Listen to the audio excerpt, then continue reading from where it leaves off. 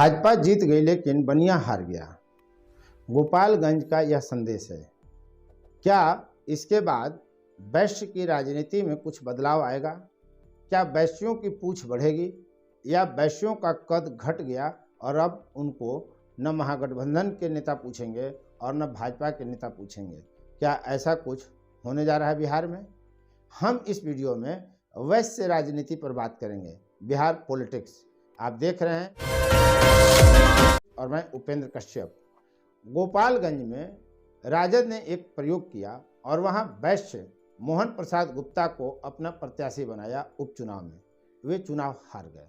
मोहन प्रसाद गुप्ता को 68,259 वोट मिला, जबकि भाजपा की प्रत्याशी कुसुम देवी, जो सुभाष सिंह की विधवा हैं, उनको 70,053 वोट मिले और लगभग 1700 वोट से चुनाव वहां मोहन प्रसाद गुप्ता हार गए। राजद के कैंडिडेट होते हुए वैश्य का हार जाना बिहार में एक बड़ा संदेश देता है।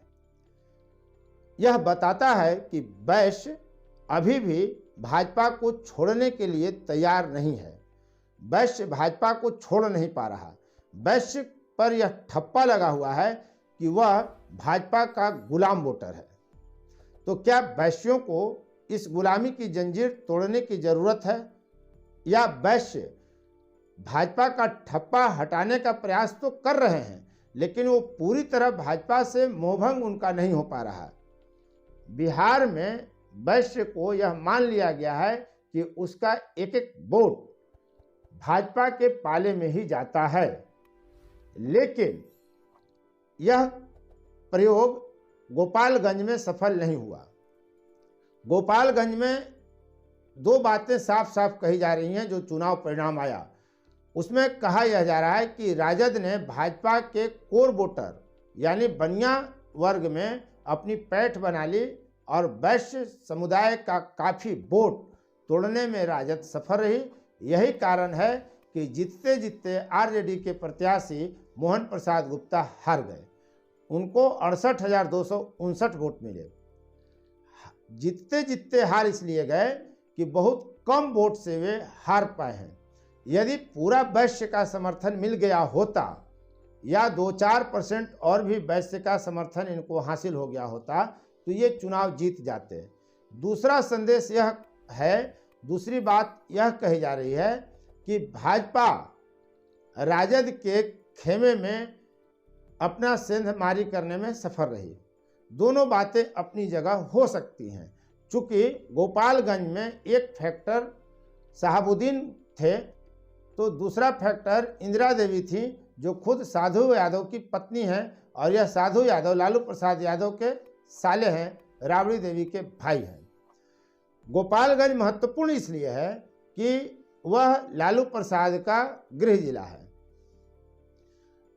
तेजस्वी यादव ने एक प्रयोग के तहत वहां यादव को टिकट न देकर वैश्य को टिकट दिया।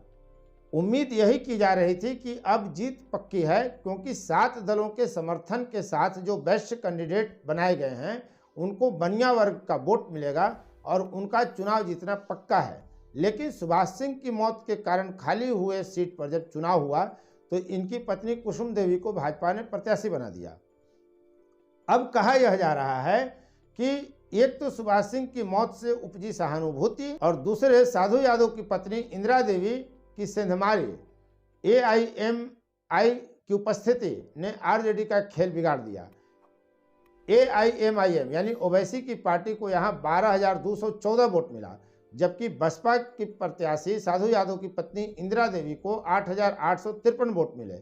यानी 21,000 वोट लगभग जो एआईएमआईएम और बसपा को मिले वे आरजेडी के आधार वोटरों से कट कर मिले हैं, और जबकि जीत हार का अंतर मात्र 1700 है। तो यह संदेश साफ है कि यहाँ आरजेडी कमजोर हुई और उसके वोट में सेंधमारी हुई। लेकिन यह भी सच है कि इतना वोट कटने के बावजूद अगर मात्र 1700 वोट से राजद हारी तो इसका यह भी मतलब है कि भाजपा का कोर वोटर वैश्य वर्ग टूटा है। याद करिए 2020 का विधानसभा चुनाव मगध के क्षेत्र में और शाहाबाद क्षेत्र में राजद ने बनिया को सीट देकर प्रयोग किया था। सासाराम में पहली बार वैश्य को कैंडिडेट बनाया गया और वो चुनाव जीत गया। सिरघाटी में पहली बार वैश्य को आरजेडी ने टिकट दिया और दोनों सीट निकालने में कामयाब रहे थे। आरजेडी इसी के बाद बार बार बात कह रही है कि वो ए टू जेड की राजनीति कर रहे हैं। तेजस्वी यादव का साफ कहना है कि हम सभी वर्ग को साथ लेकर चलेंगे।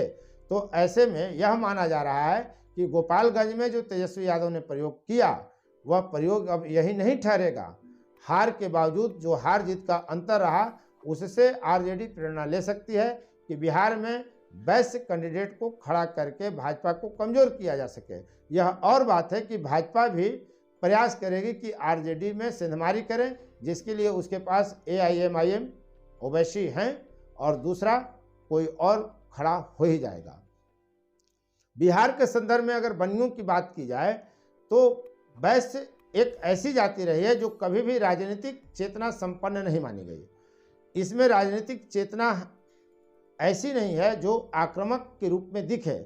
जैसे कभी भी वैश्य समुदाय सड़क पर नहीं उतरता। राजनीतिक दल जो हैं, जिस भाजपा से बनिया को जोड़ने की बात कही जाती है, भाजपा के नेताओं के कार्यक्रम में भी वैश्य समुदाय लगभग नदारद दिखता है। कारण वह दुकान बंद करके अपने व्यवसाय को नुकसान पहुंचाकर किसी राजनीतिक दल के कार्यक्रम में जाने से परहेज करता है। और यही कारण है बिहार में वैश्य समुदाय को यह मान लिया गया है कि यह बीजेपी का है। इसलिए जब वैश्य समुदाय के साथ कोई घटना घटती है तो आमतौर पे आप देखेंगे छोटे जगह से लेकर बड़ी जगह में कि गैर भाजपा दल के नेता नहीं जाते। कहा यह जाता है कि गैर भाजपा दल के नेता इसलिए किसी वैश्य के दुख सुख में शामिल नहीं होते क्योंकि वो मान कर चल रहे हैं कि वो भाजपा को ही वोट देंगे। दूसरी तरफ भाजपा के नेता भी नहीं पहुंचते प्रायः। इसकी वजह यह बताई जाती है कि भाजपा वाले यह मान कर चलते हैं कि हम कुछ भी करें या न करें, वैश्य वर्ग हमारे साथ चिपका रहेगा। बिहार में वैश्य की राजनीति को लेकर कई समूह खड़े हुए। दुर्भाग्य यह है वैश्य समुदाय की कि यहाँ कई संगठन हैं। वैश्यों में एका लाने का दावा सभी संगठन करते हैं, लेकिन सभी संगठन खुद एक साथ कभी नहीं बैठते। तो वैश्यों को विभाजित करके वैश्यों की राजनीति की जा रही है और दावा यह कि हम वैश्यों को एकजुट कर रहे हैं।